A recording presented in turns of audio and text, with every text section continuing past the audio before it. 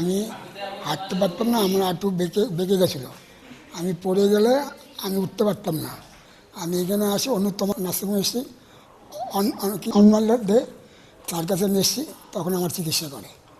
আমি চিকিৎসাতে আমি ভালো হয়েছি, আজকে আমি হাঁটতে পারছি, আমার অসুবিধা আর হয়নি।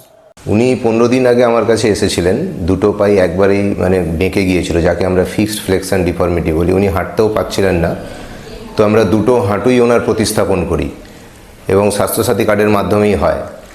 তো এর পরবর্তীকালে উনি আজকেই হাঁটা শুরু করলেন এবং দুটো হাঁটুই সোজা হয়ে গেছে এবং উনি স্বাভাবিকভাবেই হাঁটতে পারছেন।